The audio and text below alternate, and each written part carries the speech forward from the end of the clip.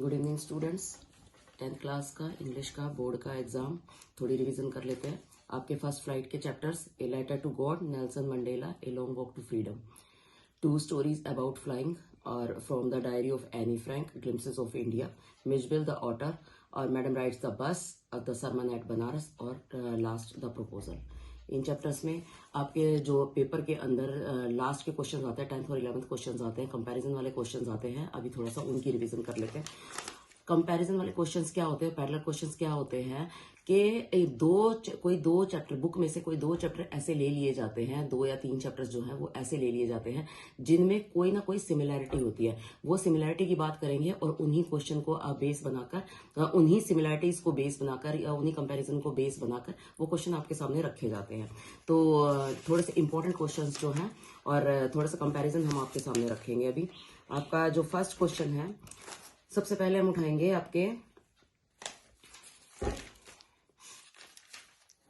Unexpected comparison based questions में से आपका जो फर्स्ट लेसन है a letter to God. A letter to God में जो है नेचर की बात की गई है और उसमें गॉड के ट्रस्ट की बात की गई है, गॉड के ऊपर ट्रस्ट की बात की गई है। सेम इसी तरीके से डस्ट ऑफ स्नो में भी यही है कि भाई जो है नेचर का इम्पैक्ट क्या पड़ा। उस टाइम पे आपके जो लेंचो था, आपका जो मेन कैरेक्टर था इस लेसन का, उस कैरेक्टर में जो है नेचर की वजह से ही उसके ऊपर इम्पैक्ट पड़ा था। और साथ में डस्ट ऑफ स्नो थी, डस्ट जो आपकी जो पोयम है इसमें भी यही हुआ कि नेचर की वजह से उस कैरेक्टर के ऊपर क्या असर पड़ा, मतलब वो पोएट था। ठीक है, और नेचर इम्पैक्ट के ऊपर इसमें बात की जा सकती है। ये क्वेश्चन आ सकता है आपका कि भाई इसके ऊपर लेंचो के ऊपर और साथ में डस्ट ऑफ स्नो में पोएट के ऊपर जो है नेचर का क्या इम्पैक्ट पड़ा। उसकी वजह से नेचर जो आपका लेंचो वाला लेसन है उसके अंदर जो है ये आपकी हेल स्टोन्स हुआ था और उसमें जो है डस्ट ऑफ स्नो थी और ये आप कुछ चीजें ऐड करेंगे।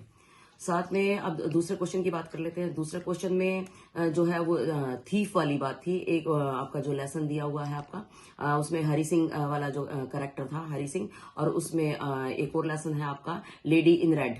उसमें दोनों ये थीफ होते हैं और दोनों थीफ की जो है ना आपके कंपैरिजन और सिमिलैरिटी वगैरह ये पूछी गई हैं और इन्होंने मतलब लास्ट में इनके साथ क्या हुआ था क्या नहीं हुआ था। ठीक है, थर्ड आपका है भोली और अमांडा।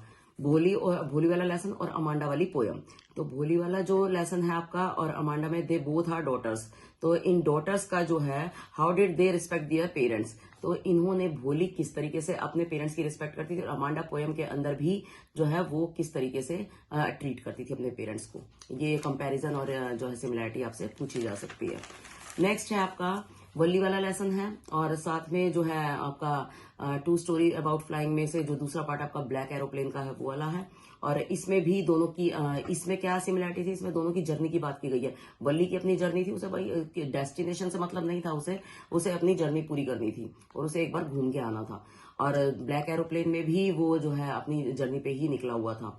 तो how journey is more important then destination, इस तरह के क्वेश्चंस आपके सामने रखे जा सकते हैं। मतलब आप जो है माइंड ये सेट करके रखेंगे कि इस तरह की सिमिलैरिटी वाले या इस तरह के कंपैरिजन वाले क्वेश्चंस आ सकते हैं। तो आप सीधा सीधा लेसन में से ये पिक करेंगे कि आपको जो है ना उनमें क्या सिमिलैरिटी और क्या कंपैरिजन नजर आया, कोई मतलब उनके करेक्टर्स उठाएंगे आप। उसके बाद आपका नेक्स्ट चैप्टर आता है मिसेस पैम्परे और मैक्सवेल का।